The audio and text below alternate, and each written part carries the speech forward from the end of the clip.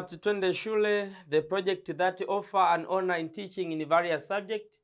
So we continue with the history subject, third topic in Form 4, about changes in political, social, and economic policies in Africa after independence. So today we are going to discuss about neo-colonialism. For the first time in Africa, the word neo-colonialism was coined by the president of Ghana, Osagyefo Kwame Nkrumah, when he wrote his book titled Neo-Colonialism, the Last Stage of Imperialism.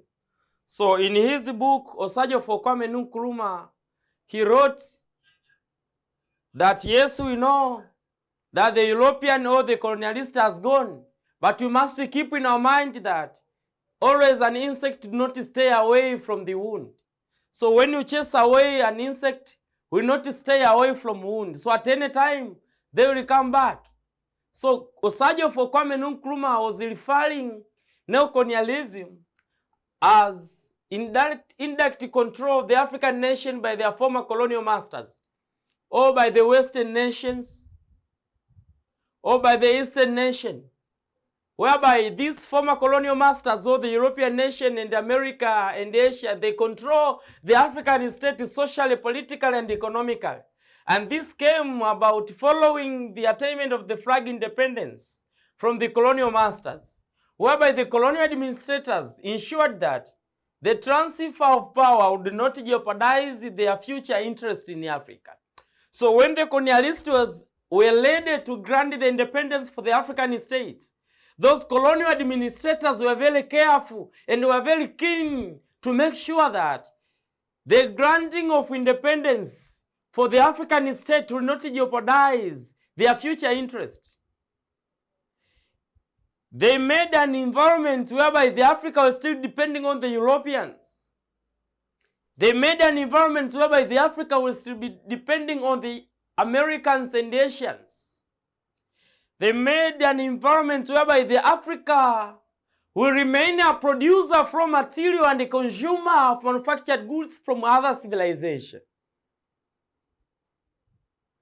So they prepared a project which was called neo-colonialism.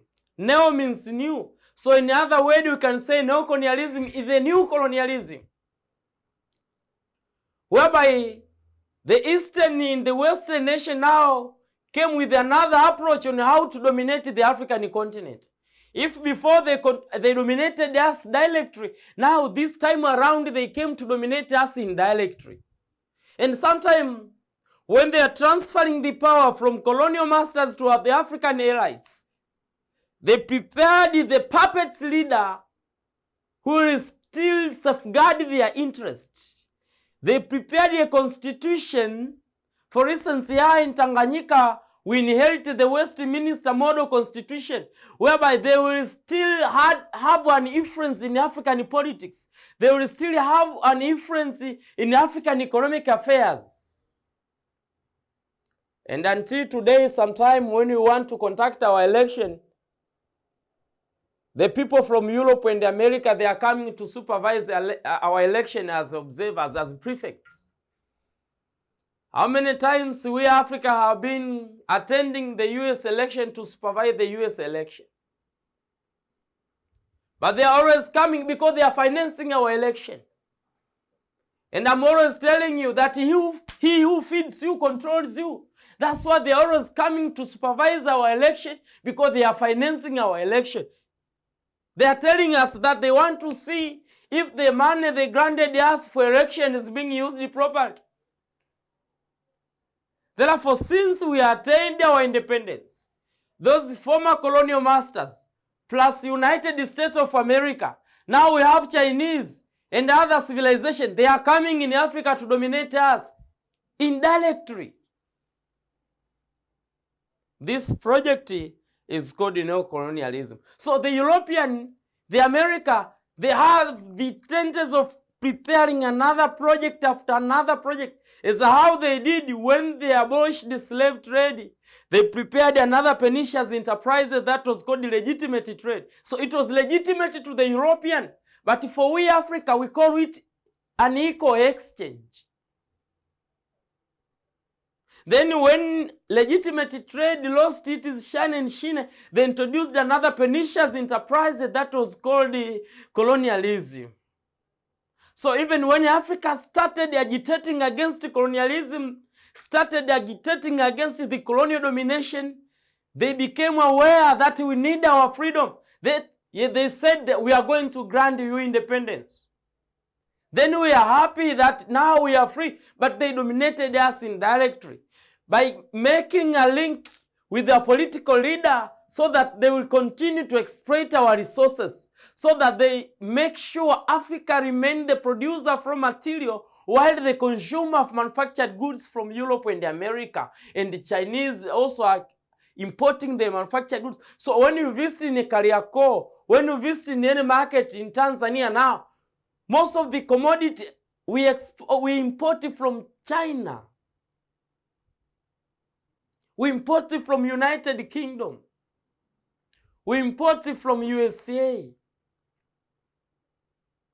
We have a plenty of land to cultivate our sugar cane in order to grow, to manufacture sugar. But until today, we are still importing sugar from Brazil. We are still importing sugar from other civilizations. Sometimes even the food that we consume, we import it from other civilizations. That is the tragedy of Africa. We call it Neo-Colonialism. And I heard recently now that they are no longer calling it Neo-Colonialism, they are calling it globalization. Now, what are the forms of Neo-Colonialism? Or manifestation of Neo-Colonialism? So Neo-Colonialism can be manifested in economic form, can be manifested in political form, can be manifested in ideological form, but also can be manifested in military form.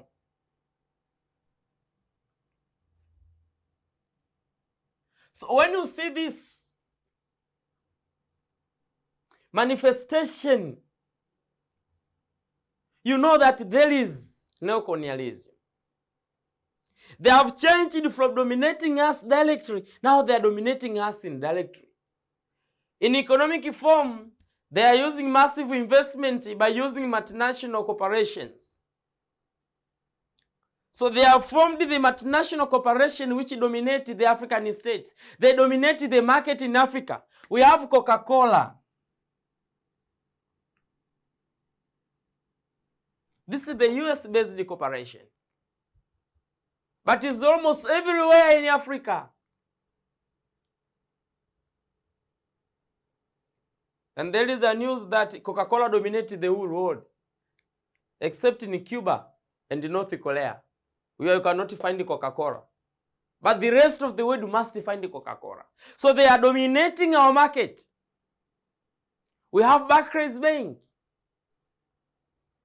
and other multinational corporations. They dominate the market, they dominate the financial institution, they dominate everything in Africa through massive investment by the multinational corporations.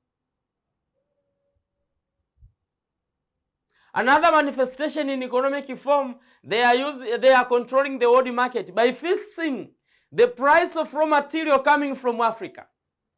So because Africa is the producer of raw material, the price of raw material we are producing here in Africa, the price is fixed in Europe. So because we depend on exporting, those who are buying those raw material are the ones who arrange the price.